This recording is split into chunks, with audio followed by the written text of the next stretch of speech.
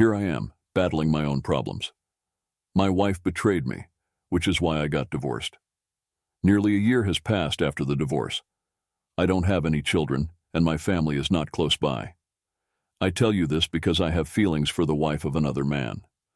I know that retribution is a factor, even though I'm not sure if it's love, need, lust, infatuation, or just a deep want for her. We share a building, so even though I don't know her well, I've been seeing her a lot during lunch breaks. I've been making an effort to learn everything I can about her. I'm going to get her for sure. But after that, desiring someone so badly that I would be prepared to take her by force if necessary is an unsettling emotion. I've discovered that she's about 30 and has a little build. She wears tight slacks or miniskirts that draw attention to her curves, and her mamillas protrude from beneath her braless blouses. Never once are there any suggestive captions implying that she wears or doesn't wear string pants. She is wed to an apparent slacker. He is ready to take the chance of losing her and doesn't value her. The fact that he was the one who ended my marriage by having an affair with my wife is what enrages me the most. I want to be with his wife now and make him pay for it. I tell myself I'm doing her a favor by taking her. I'm crazy, in case you hadn't guessed. Since I discovered my wife was cheating, I've been like this. One day, not really paying attention, I got home early from work to find her in bed with another man. I became enraged and grabbed him away from her, striking him as she was screaming. I gave him a severe beating before hurling him outside in his undies into the pavement. His clothing were not returned, but I threw his wallet and car keys onto the lawn. He disappeared, and until destiny had its way, I never heard from him again.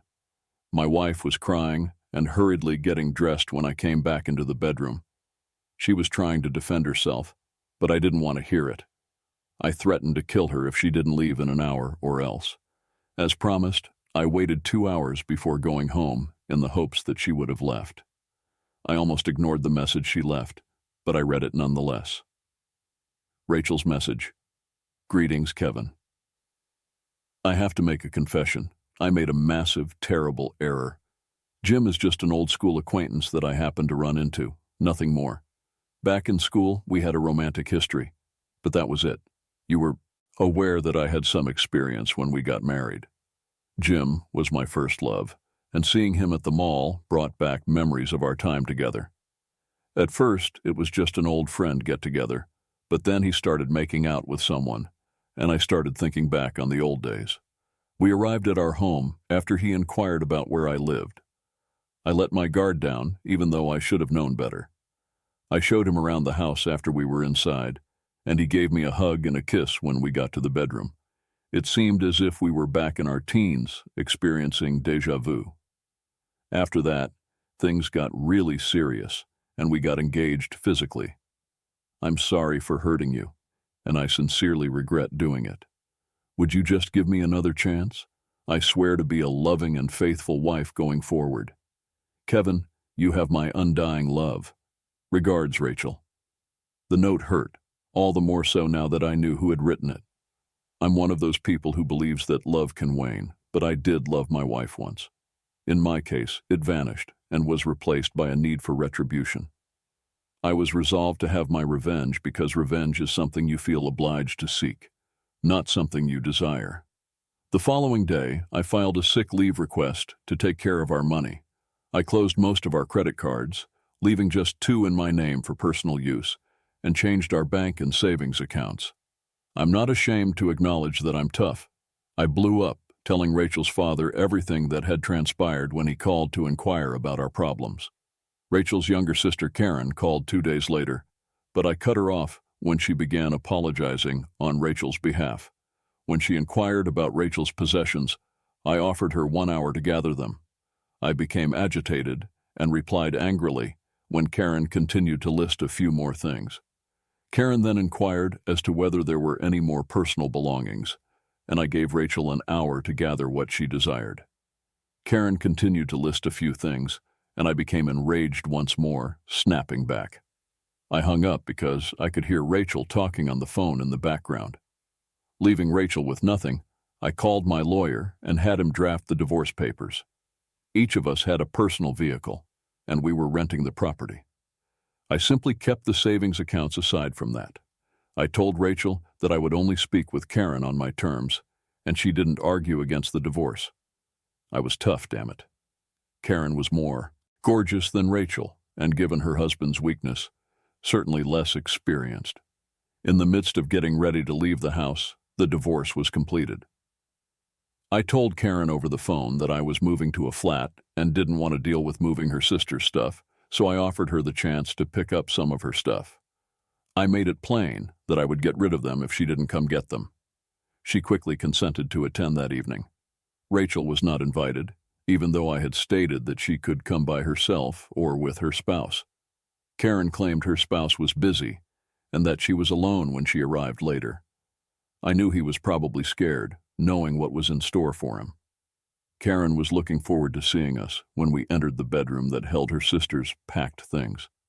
As she reached for a package, I intervened humorously, saying she hadn't paid yet. She declared that she wasn't there for intimacy, as she gave me an astonished expression. I laughed and explained that it was only lovemaking, not love, and that she had probably wanted it for a long time.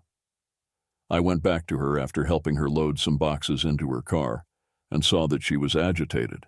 She was shocked by my lack of warmth and accused me of using her for my own gratification.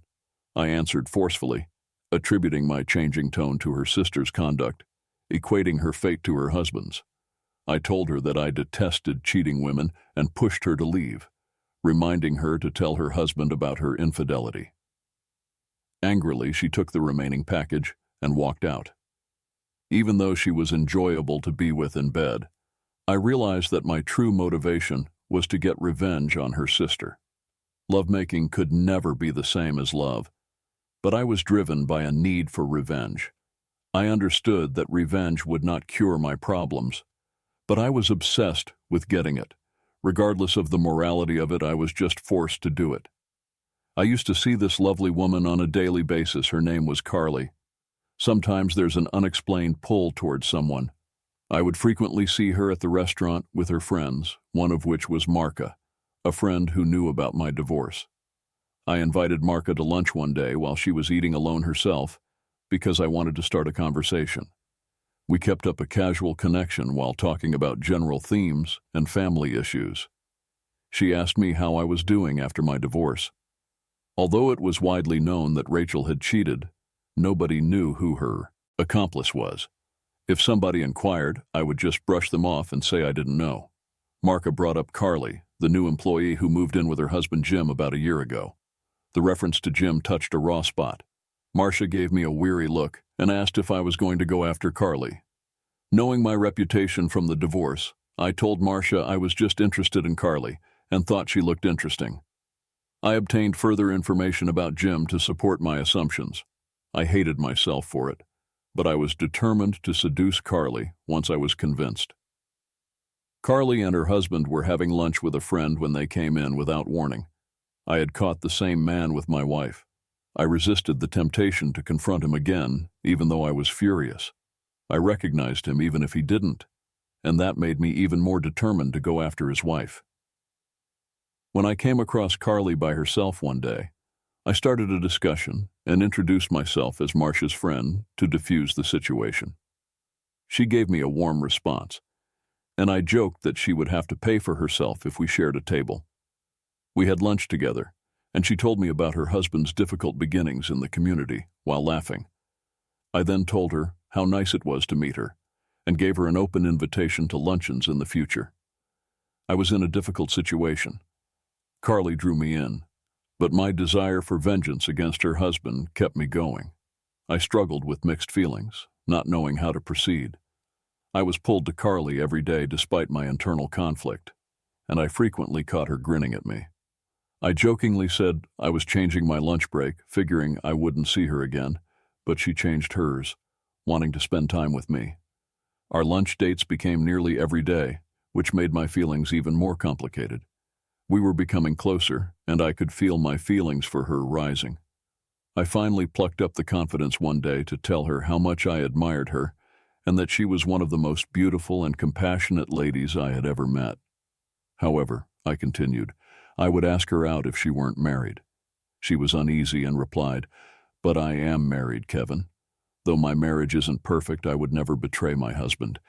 It wouldn't sit right with me." I was curious, so I asked about her marital issues. She admitted to have concerns about her husband's infidelity, tears welling up in her eyes. I comforted her, holding her quivering hand while inwardly condemning any man stupid enough to put their relationship in danger. I couldn't resist wondering if he and Rachel were back together. I felt compelled to meet with her after work, stating that we needed to talk about something significant in private. I told her it was important, but she hesitated, fearing the consequences. She finally consented to meet, but only in a public place. She told Marge about her talk with me at supper, during which she learned about my traumatic divorce. With empathy, she shared that she feared she might experience a similar betrayal from her spouse. She struck me as being incredibly vulnerable, and I couldn't get rid of the unanticipated feeling that I was falling for the wife of another man. "Carly, there are a few things I need to share with you. I understand you're married, but I've developed feelings for you." "Please, Kevin, let's not go any further. I'm a married woman, Carly. It's crucial that I get this off my chest." "Please, hear me out," I said. "As I mentioned, I've fallen for you. The problem is, I've become hardened after discovering my wife's affair. You've probably heard rumors about how I've changed. I wish I could shake off this anger and resentment, but it's always with me. My wife and her lover planted this chip on my shoulder. Initially, I sought revenge. I planned to find his wife and confront them both. But now, I'm faced with a dilemma. The woman I intended to seek vengeance upon is the one I've come to love," continued I. Carly spoke up. "Kevin, you don't have to tell me all this. It's deeply personal, and I can sense the pain in your words." "Please, Carly, let me finish.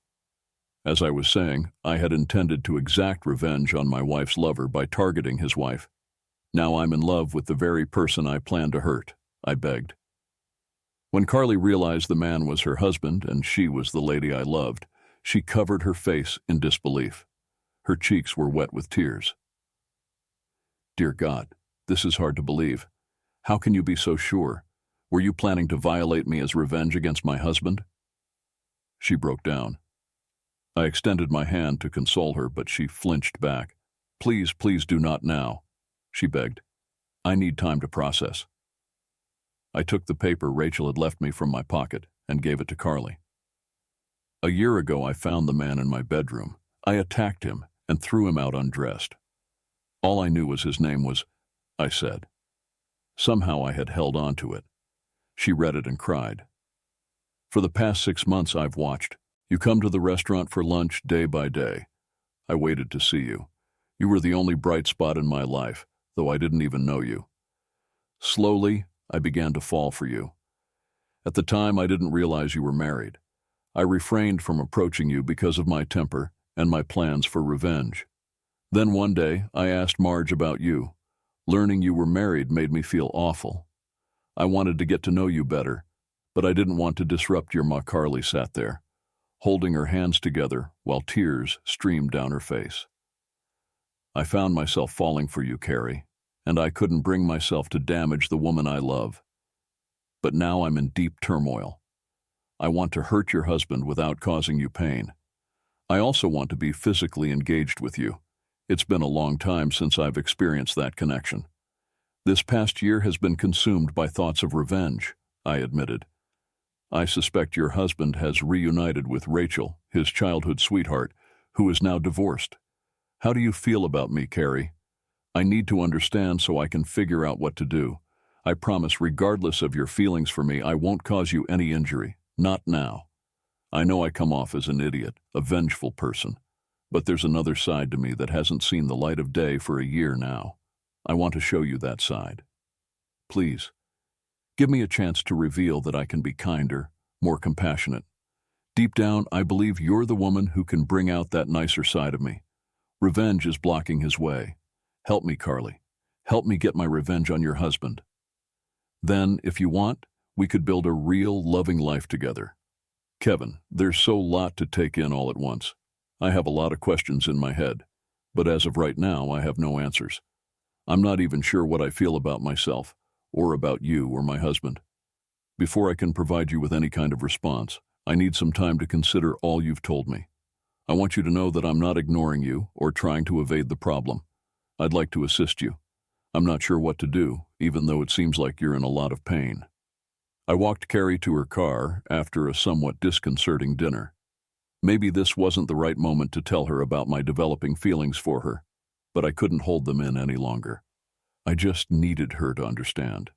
I apologized if I had upset her, but I felt she deserved to know the truth.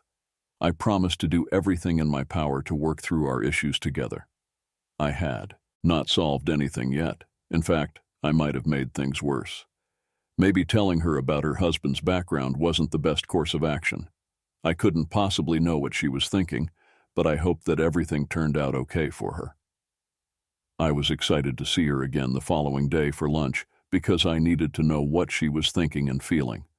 I went to our regular restaurant and waited for her, but she never showed up. My God, what had I done?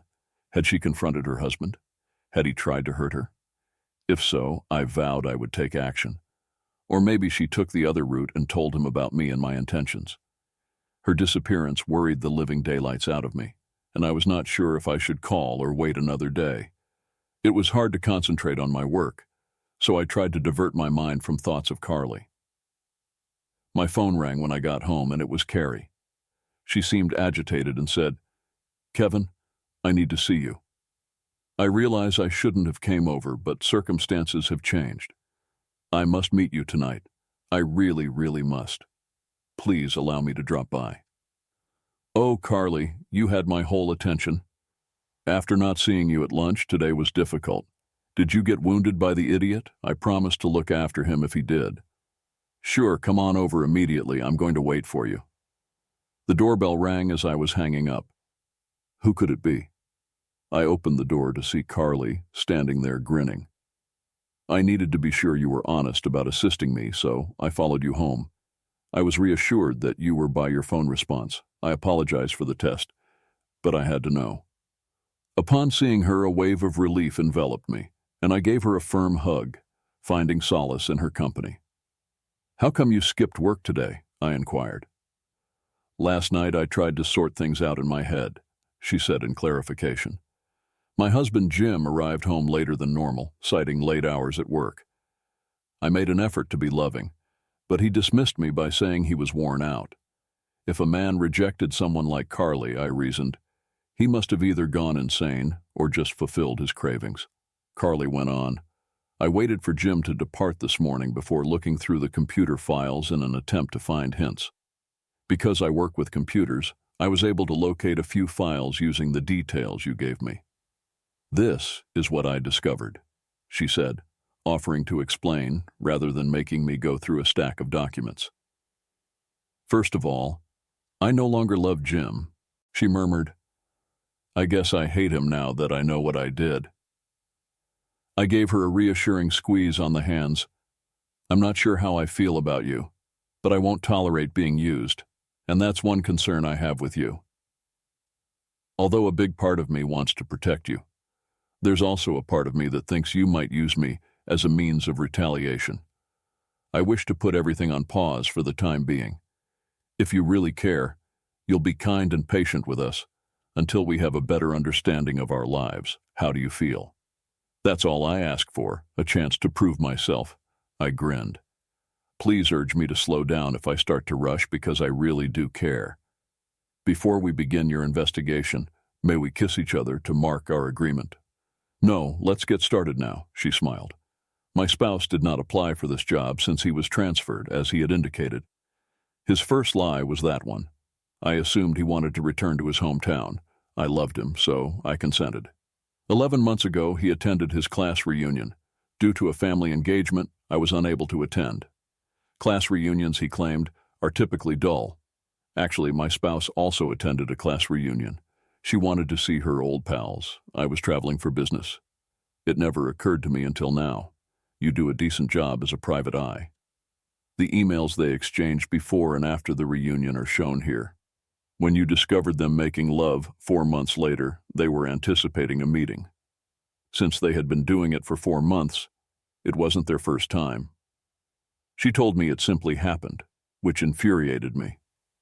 Things have changed since I believed my retaliation was finished. I told Carly that I needed to be kissed to get over my anger from being betrayed by my ex-wife, even though I wasn't angry at her. She cried out, "You idiot, stop, I'll give you a kiss." She approached me and gave me a gentle kiss before giving me a deeper kiss as we sat back down. She said, "My pleasure, and I mean pleasure," after thanking her. "Since I can't stay here all night, let's get back to work." She then on, "These are copies of my husband's cell phone records.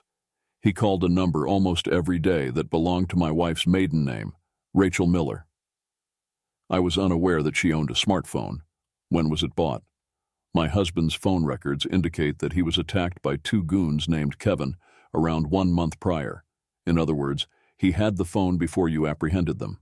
That could explain why she didn't push for more money throughout the divorce and why they got away with it for such a long time.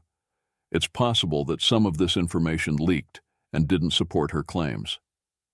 "Carly, how about you? You and the moron are still wed. What action do you want from us?" She saw that I meant to say us rather than you. "I want to take him for everything we own. I want him to feel bad about it. I want to publicly humiliate him without losing you, Carly, or my dignity. Can you remain in the house and not reveal anything?" "No issue. I'm not going to bet him. I'm a good cook. I'll be all right if he sees his girlfriend. Let's go shopping. Use our combined credit cards. Spend money carelessly. Accumulate debt. Accept cash advances and invest the proceeds. You're a stockbroker, Kevin, so why not take care of the investments?" We began with credit cards. She kissed me goodbye and promised lunch the following day. Rather than using credit cards, we went bank to bank, taking cash advances with joint cards. Astutely, she didn't max any of them. We found out he used one for a motel twice a week for 3 days. We repeated the process with 7 cards. I invested the money in safe, hard-to-access accounts in my name, designating Carrie as a co-signer. I looked into my ex's life, but found very little. I shared what I had with Carrie, and she took over. Working as a secretary for her husband's company, Carly discovered Rachel's off-duty hangouts. Her friends recorded everything, and Carly was well-liked at work, a computer whiz without the geek vibe, helping other secretaries and earning their respect and protection. I thought about getting even. I couldn't use my one true love, Carly, like my cheating ex, but I wanted my money back. I looked to Carly for ideas. She was caring for me but stayed married, so I didn't want to go to her level. I needed a plan. I'd lived on the edge, hanging around with pimps and promiscuous women. Some hookers became friends despite their different lifestyles. I asked a pimp friend for a favor. I promised a reward, and he agreed, impressed with my scheme. Carly and I scheduled our sting. She was hesitant to be seen in public, but I told her I would protect her. Her smile suggested something more, so I asked her to take a few days off, sick leave or vacation. We didn't have much time to prepare for the sting, so it had to go well. "Kevin, what's the plan?" "Without implicating me, how are you going to exact revenge?" "What must I do first, according to you?" "Stop asking questions," I replied, grinning. "They have room 109 reserved for next Wednesday until 10 p.m. I'll book the same room for Wednesday a.m. so I can set up a VCR remotely. You're going to see Sally Hawk, my lawyer. That evening, Jim needs to create and sign a divorce order. What happens if he doesn't sign, Kevin?" "Carly, don't worry. Most likely, he will sign. I'll go over the entire strategy later. Would you rather be surprised?" "Kevin, you're giving me anxiety. Your enthusiasm is infectious.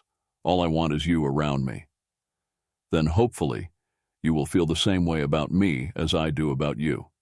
This retaliation is for the 2 of us." "Kevin, are we pushing it too far? I only wish to balance the score. Their life will go on unless they refuse to sign your documents, even though we'll make a commotion. Here's the strategy now. Usually they convene between 5 and 6. First, we'll go after Jim. He's going to get a visit from my pal Big Louie and his daughters Sally and Sue. They are syphilis-afflicted promiscuous women who are paid to make unprotected love with him. Big Louie is going to make sure Jim complies, Kevin asked. How do you know these people? They are my customers. I assist them in investing the large sums of money they bring in. While they're busy, Rachel gets to pick between sleeping with Jim and Big Louie. We'll have the remote control in the van. You'll walk in, catch them, and demand a divorce when the time is right. You'll then present Jim with an option: sign the documents or risk being exposed. Big Louie will see to it that you're safe. So, Carly, what are your thoughts? Is it going to happen? You're doing this more for me, aren't you? She grinned. This is the aspect of you that I'm starting to like. Lead on. We finished everything over the next few days. Our lawyer, Sally Hawk, insisted on serving Jim herself. Big Louie was ready, and I reserved the motel room for Wednesday afternoon. We saw my ex-sister-in-law with another man at lunch, and Carly played along, giving me a provocative kiss to get attention. I pointed to the waiter and said, "Isn't she gorgeous?" I turned to face her and said, "You're mine, aren't you, sweetheart?" He nodded. "Yes, sir." "You alone, sweetie." I knew she was playing up for my ex-sister-in-law, but why didn't she ever show up? Carly and I bought the necessary equipment at the electronics store after lunch, and she confirmed that the restaurant kiss was real, even if it was partially done to agitate my ex-sister-in-law. "Sweetheart, I have a very special treat for you tonight," Carly wrote in an email to Jim and Rachel, pretending to be each other, to sow doubt. Tuesday morning arrived. Attention mounted. Every detail had to be perfect for the sting. Carly sorted the divorce papers with Sally while I set up the video gear at the motel. We met Big Louie, who impressed Carly with his reassurance of her safety. "Please refrain from asking any inquiries when you arrive. I'm sure you'll be taken aback. Simply follow along. Let's not talk for the remainder of the day to make it even more wonderful. I want you to remember this night for the rest of your life." We were nervous since this was a big operation for us. At 4:45 p.m., Carly and I parked our van and waited. Jim arrived in the room at precisely 5 p.m.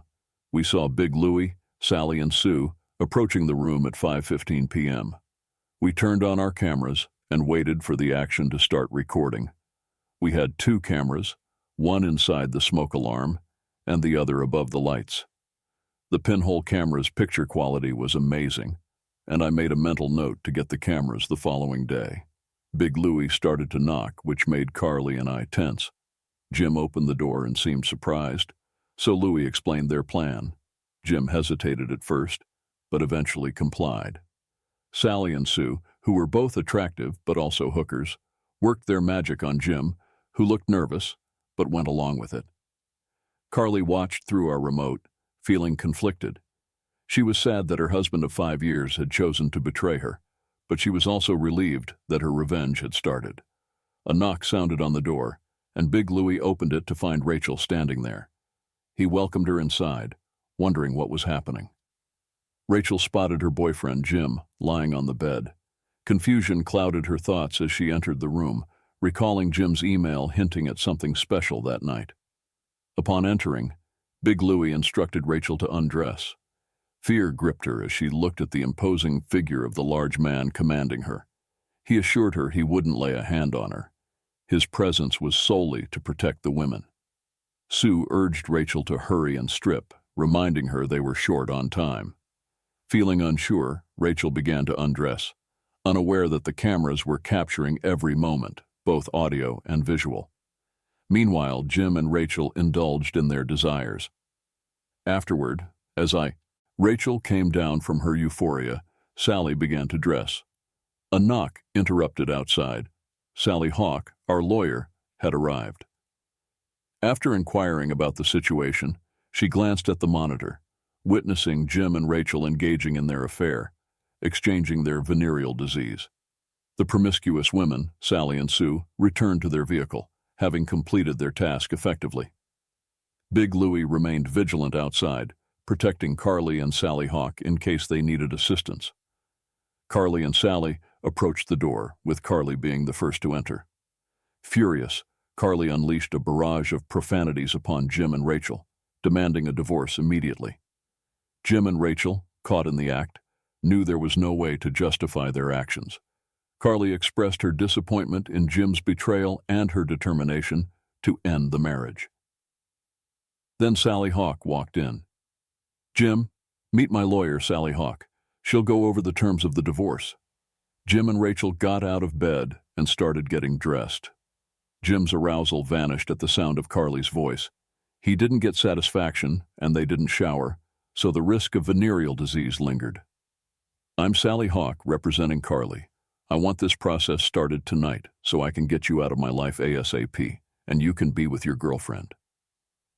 Simple rules apply.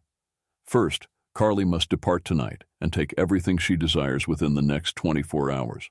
You own the flat, therefore you won't be there. 2, all bills, including joint credit cards, are paid up to this day. After turning in the shared cards, Carly keeps her personal cards and never uses them again. 3, each is in charge of handling their own auto insurance bills and upkeep. 4, tomorrow, Carly will receive $8,000 from your joint savings. Your 401k is worth over $80,000, and hers is worth $155,000. You both maintain them. Please sign now if you agree. It's the end. Carly has done so already. Just sign as the husband, Sally said, passing the paperwork to Jim as Rachel looked on. What if I don't sign tonight? Sally retorted. It expires in 5 minutes. Next, we'll seek the same conditions in court, along with half of your 401k. Carly went to the closet and got the VCR tape saying, "This records tonight's events, evidence for our divorce." Jim shot back saying, "I'm not that naive. You can't use it. It's a good deal, so I suggest you take it." "You really are clueless," Sally joked, taking it without permission. "We will send copies of it to your company's headquarters, but we will not utilize it in court." Jim proceeded forward, but Big Louie reappeared saying, "You weren't planning to injure my friends, were you, Jim? They won't want married employees having affairs." Rachel whispered to Jim, "Sally Hawk represented my husband, and I got nothing." But Jim backed down. "Jim, you have 3 minutes to decide," Sally said. "She is excellent. Accept the offer or risk problems. Plus, if the tape leaks, we're going to lose our jobs." Jim yelled, "Wait, I'll sign, but I want the tape." Carly gave Big Louie the recording and a $500 bonus. Sally stressed, "This deal is final." There was 1 minute remaining. "Please get in touch if you have any problems." Carly and Sally left after I signed and got a copy of the warning, which said, "Don't heckle Carly or you'll be arrested." Big Louie gave Jim the tape before leaving with the others, and after they were back in the van, happy, Carly gave me a quick kiss, but Sally said, "Kevin, until the divorce is final, you can't see Carrie. We can't let anyone see you two together at risk. Everything should go as expected as long as you're not linked." Despite potential difficulties with recent credit card transactions, our documentation backs us up. That is, unless Carly gets charged with fraud. I let Jim to keep his 401k because of this. If he attempts to file for bankruptcy, there is sufficient money for banks to pursue him. Carly's name only appears on the $88,000 she will take out tomorrow. It's best to keep it in the same bank, but only in your name to avoid being investigated, Sally said. There shouldn't be any more problems after the divorce, and you two can get back in touch if you so want. Kevin, you mentioned that your employer offered to open a brokerage firm for a few months in a different state. I advise taking it as soon as possible. I'll watch Carly, and she'll be all right. You're Carly's top priority right now. I can't force you, but I strongly advise it." Carly cried, and I comforted her, knowing Sally was right. I was the current problem, the weak link. I kissed Carly goodbye, promising to wait for her after the divorce. Sally and Carly left, with Sally driving Carly home to gather her belongings with the rented U-Haul. Sally assured I could call her for updates, or if I needed to talk about Carly alone. I checked the monitor and saw Jim and Rachel had left. I packed up my equipment, grabbing an extra tape copy just in case. Funny how one questions a backup. With everything gathered, I headed home, feeling happy for Carly, yet sad for myself. The following day, I spoke with my boss about the temporary job in Chicago, scheduled to start on Friday. I hoped everything would work out for Kari. She truly deserved the best. Seemingly, she had achieved her revenge, leaving me feeling isolated. Assisting Carly had been enjoyable, and my affection for her remained strong. Upon arriving in Chicago, I immersed myself in work as we launched a new brokerage firm from the ground up. During my off hours, thoughts of Carrie consumed me. Over the initial weeks, I wondered about her well-being. One day, I reached out to Sally Hawk, who reassured me that everything was proceeding smoothly. Jim's attempts to contest the divorce decree were met with resistance from Sally, prompting his lawyer to advise against further confrontation. Jim's unfounded accusations against Carly lacked evidence, leading Sally to warn him of potential legal repercussions. Sally also revealed that Jim and Rachel had contracted chlamydia, requiring treatment and prohibiting carnal activity until recovery. This news brought a smile to my face. Furthermore, Sally informed me that Carly had moved into a pleasant apartment near her workplace, taking half of their belongings to furnish her new home. She was advised to refrain from mentioning me to avoid any connections being made. Although she wasn't dating anyone yet, it had only been a few weeks. In private conversations, Carrie expressed her longing for me and acknowledged my kindness. Time didn't fly by during my time in Chicago as much as I wished it had. I didn't feel much better than I did before seeking revenge. Back then, at least, I could see Carly every day. I took a break and visited my parents in Michigan for Thanksgiving, needing to escape for a while. It was good to be with family. I took my sister Christmas shopping and bought gifts for everyone, including engagement and wedding rings for Carly, hoping for a future together. Returning to Chicago after Thanksgiving, I anticipated about 3 more weeks there. The cold, windy loneliness of the city weighed heavily on me, despite its beautiful lights. With the new agents, we successfully launched the business, attracting many clients eager to invest before year-end.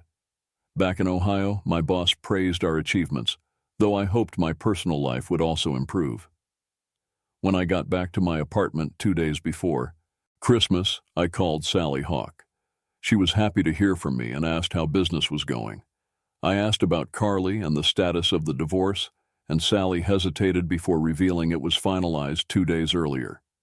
She couldn't give me Carly's number, but she said she would let her know when I was coming back. I wondered what Carly was thinking while I was gone, so I decided to go to our favorite restaurant where we used to have lunch together. Upon seeing me, my friend Mara came over in the hopes of learning something new. We struck up a conversation, and Mara gave me an update on her family and the holidays coming up, providing a window into life since I'd been gone.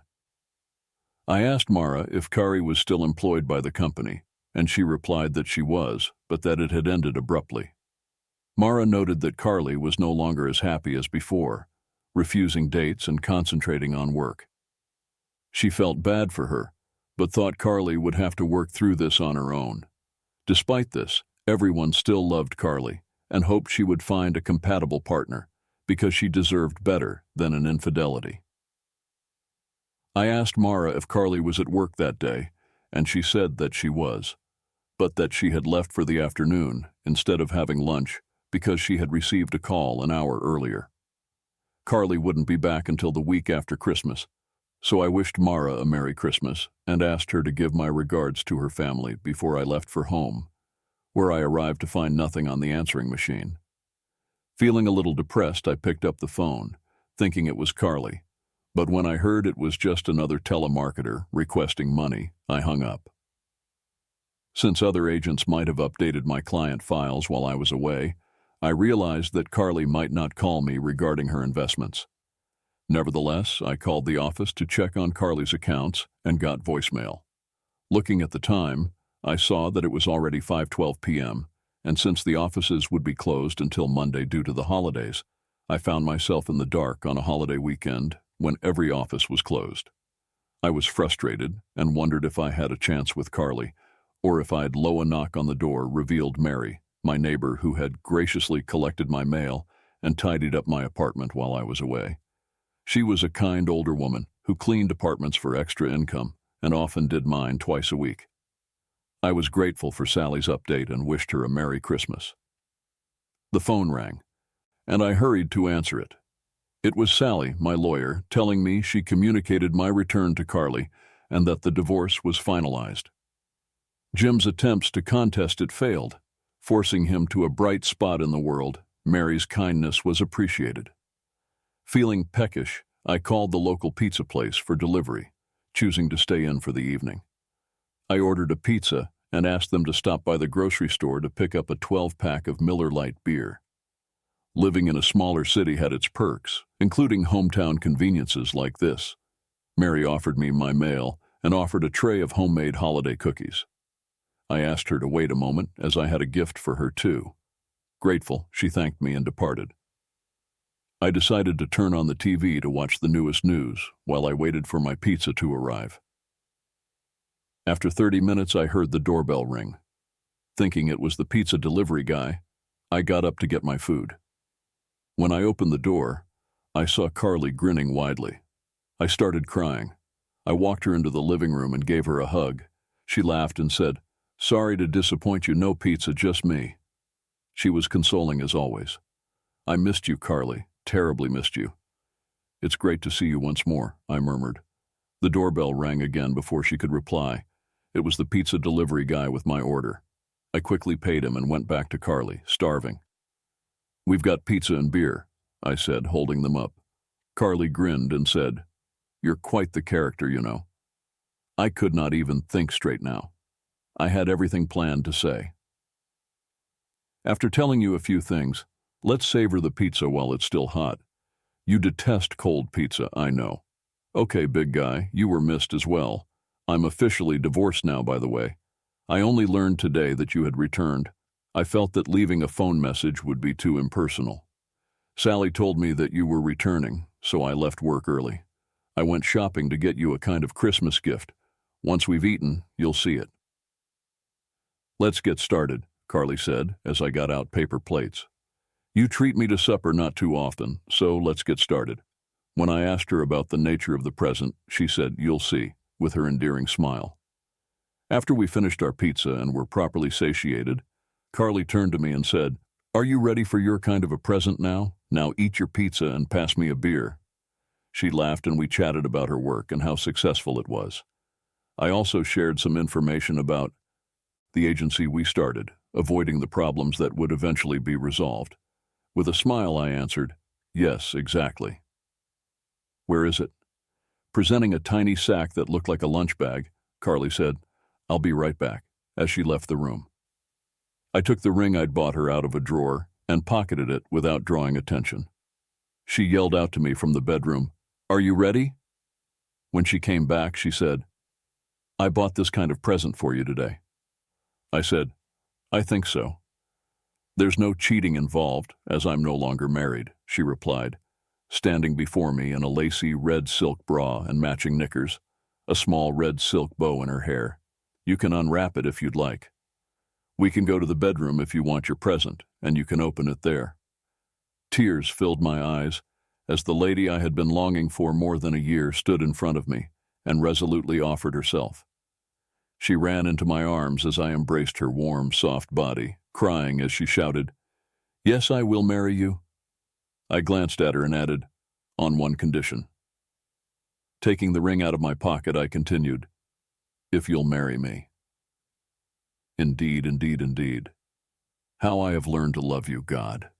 I had read about peaks and lovemaking like this, but this was my first real experience. I had to lay on her for a short while because I was so exhausted. She snuggled in close as I rolled off her, and we must have slept for a while because the house was dark when we woke up. It had been too long since I had woken up next to a woman I wanted. I left Carly for a little while so I could go to the toilet, and when I came back, she had showered and was wearing one of my long t-shirts that I had tacked. It was close to 10 p.m. when I called Sally Hawk at her house. She answered, "What's the matter, Kevin?" Carly took a shower and got dressed while I put the leftover pizza in the oven for a little while. I always like pizza fresh out of the oven. We continued our conversation while we ate the pizza. I asked Carly when she wanted to get married, and she said she didn't want to wait. I told her that Carly and I were having trouble, and since she was a lawyer, perhaps she could solve it. She must have had caller ID. Kevin, what is it? If I can, I'll assist. Carly and I wish to tie the knot as quickly as possible, but we need a judge to perform the marriage on Christmas Eve, which is tomorrow. Are you acquainted with anyone? So, Carly phoned you, did she? Sally burst out laughing. I'm delighted for you. Both. Tomorrow, Am, meet me at the courthouse. After obtaining your marriage license, we'll visit my home. My spouse, Mr. Hawk, is a judge, you see. I'm sure he'll wed you. I'll see you at 9 a.m. tomorrow, precise. Carly and I met at the recorder's office the following morning. Carly looked gorgeous, and I was wearing a suit. We got our licenses and went to her house to get married. Her husband turned out to be a pretty nice guy for a judge. You never know what to expect with lawyers and judges, but we knew Sally was the best. Since Carly didn't have many relatives left in the area, only a few distant cousins, we decided to go up to Michigan and surprise my family with our new bride. To say that they were happy or overjoyed would be a better word. They loved Carly, how could they not? Wow, Christmas turned out pretty good after all. It was fun doing just about everything together. The girls where she worked were so happy for her. They said the old Carly was back. Mara was a bit shocked when she found out I was the new husband, remembering that I was a rebel and very vengeful. I remember Carly telling her, "Don't worry, Mara, he's a puppy, and I love him dearly." After Christmas, we had to head back. We both had jobs and now had moving to do. We decided to live in my flat. Hers was on a month-to-month lease nearing the huge New Year's Eve event, which was attended by nearly all of the area's wealthy entrepreneurs. I asked Carly, "Sweetheart, want to go to the event of the year? We've never had everyone able to see us together before. I wish to flaunt you. Furthermore, our ex-spouses may even be present." "Kevin, I love you with all my heart, and I want everyone to know it," Carly replied, looking at me after giving it some thought. "Yes, my dear husband, we are going to the New Year's party." I watched her begin to get dressed. She pulled out her kind of belonging to me beautiful red silk lingerie and bra and announced that she was going to wear them that evening. She turned to face me and burst out laughing. "What am I going to do with you? Is it ever going to stop and give you a break?" Observing the protrusion in my trousers, I answered, "Not with you around." We headed off to the New Year's party, where Carly looked amazing. She wore a red blouse that matched her lacy red silk bra and lingerie perfectly. Lace and silk, what could be hotter than that? Her skirt was a black mini-skirt with a lace bottom on it. She would have to watch how she sat because the side slit would show off her thighs. She looked so good. She was dressed borderline trampy, but in a good way. Everyone wanted us to sit at their table, including my boss and his group, Carly's friends, and the few friends I had. Sally and Judge Hawk invited us to their table, so that's where we ended up sitting. They introduced us to everyone else at their table, most of them judges and their wives, and they all seemed like pretty nice people. The music was loud, but it was New Year's Eve, so Carly and I got up and danced all the slow dances. Other men asked Carly to dance, but she always said, "Not this year, I only want to dance with my husband." I looked at Sally and told her, "I never saw a lawyer look that good. She looked fantastic." The only exception we made was that Carly and I danced once with the judge and once with Sally, who were particular friends. Otherwise, this was our year to be together. While dancing, we happened to find ourselves next to my ex-wife's sister, Karen. She looked at us and exclaimed, "Oh my God, it's Kevin," as we nearly bumped into her and her husband on the packed dance floor. "Well, good evening, Karen, and Happy New Year to you," I said, turning to face her. "And now let me introduce you to my wife, Carly. This is Karen and her husband, Carly." Shaking Carly's hand, he added, "Bob, my name's Bob." "I'm glad to meet you, Bob," Carly replied with her trademark smile, and then she turned to face Karen. "Didn't we meet before at Robson's restaurant on Old Route 40 about 2 months ago?" Carly said. "No, that place is too expensive for our tastes," Bob retorted. "Nice to meet you too," remarked Karen, who became completely white. "We need to return to our seats," she said, realizing that she had to hurry back and inform Jim and Rachel of our presence. We approached their table, where Rachel promptly spilled her drink upon realizing that I was there. Jim nearly toppled over in his attempt to look at Rachel. Karen pointed out to Rachel that he had introduced her as his wife. Jim exclaimed, "That prick set us up. They defrauded us of more than $100,000 and arranged for us to have a sexually transmitted illness. How were they able to know everything?" Jim remarked, "Maybe we can try taking them back to court." Karen chuckled, "Give it up, you two." Rachel said, "Kevin told me that someday he would get even with us." Have you all noticed who they are seated with? It's Sally Hawk and 6 judges.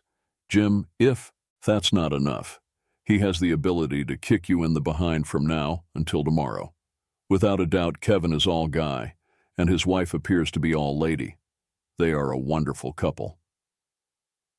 After our next dance, Carly and I decided to sit in a booth close to Rachel, Jim, and their group, because it was after midnight and the crowd was starting to thin. When Carly returned from the lavatory, she kind of stared at Rachel and Jim out of the corner of their eyes, and she asked me if I was ready.